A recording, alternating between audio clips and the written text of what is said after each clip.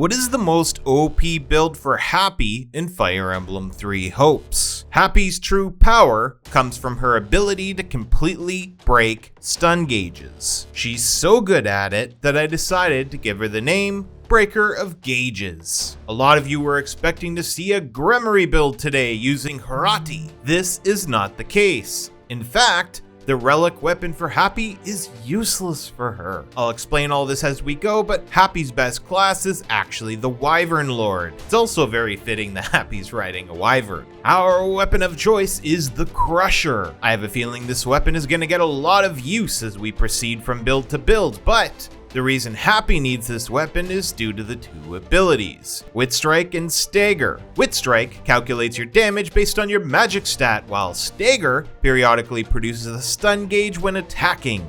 The thing about Hapi is, it takes your higher stat, either strength or magic, and uses it for all of your damage calculation. The problem is, Hapi has a higher growth rate on her magic stat than she does on her strength. And you can only use the Hapi book as a mage, meaning Hapi's magic stat is already going to be the higher stat out of the two, making the book useless because as a Gremory, all of your damage is naturally based on your magic stat already. Hapi was designed for a character with naturally high strength to become a mage. So, it's still a great weapon, don't get me wrong, it's just not a great weapon for Hapi. For our accessory, we're going to be using Aurora Shield to remove our flying weakness. I do think this accessory is important, but you also have the option of using a crit ring if you'd like. Our battalion is going to be against archers, but feel free to use any enemy type you struggle against. As for our combat arts, we're using Helm Splitter and War Strike.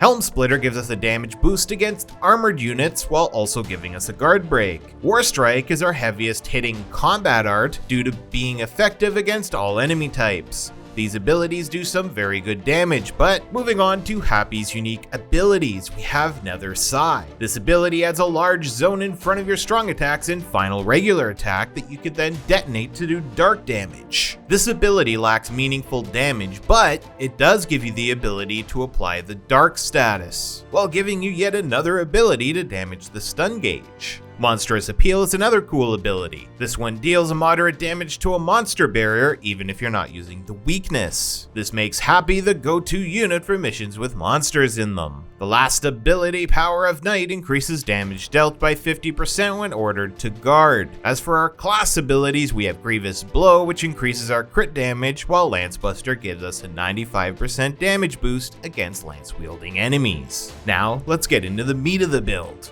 Our abilities. As always, watch till the end to find out where I got them all.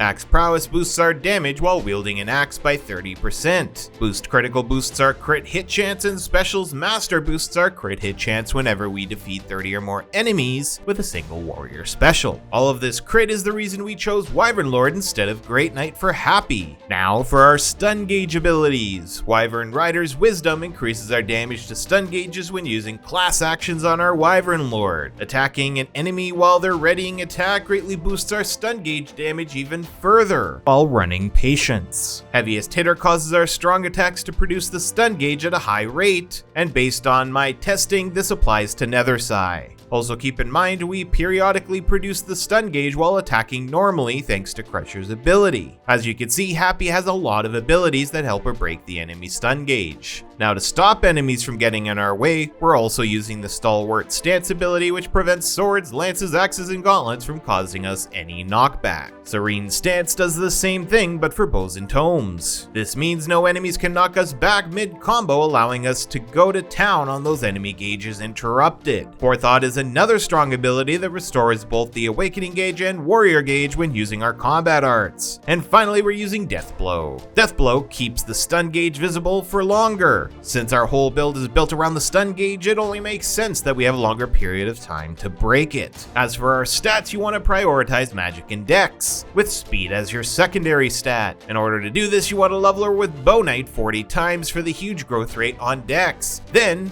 your final 80 levels on Gremory for the huge boost to Magic. None of these classes boost your speed, so although it's a secondary stat, you're fine with whatever number you land on. If you like Hapi enough to use stat boosting items, feel free to max out her Magic and Dex. And if you have any spare defense stat boosters, use them too.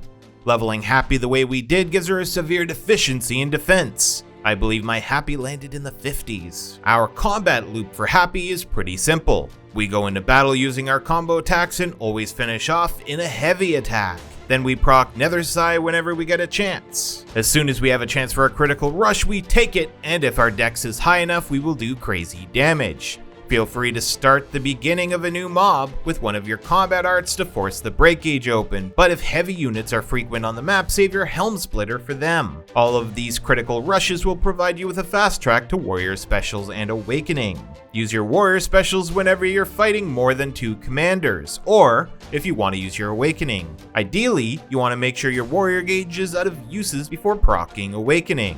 This way, while you start destroying gauge after gauge, you will gain the majority of your warrior specials back. Your main damage dealer for this build are your critical rushes, so as such, prioritize breaking gauges in battle to use Hapi to her full potential. Finally, let me tell you where I got all of these lovely abilities for the build. Axe Prowess comes from Fighter, Armored Knight, and Warrior. Boost Critical is from Warlock, Specials Master from Dark Knight, Wyvern Rider's Wisdom from Wyvern Rider, Patience from Trickster, Heaviest Hitter from Wyvern Lord, Stalwart Stance from Great Knight, Serene Stance from Mortal Savan, Forethought from Trickster, Death Blow from Brigand, Helm Splitter from Wyvern Lord, and War Strike from Warrior. Don't forget to drop a like and subscribe for more builds.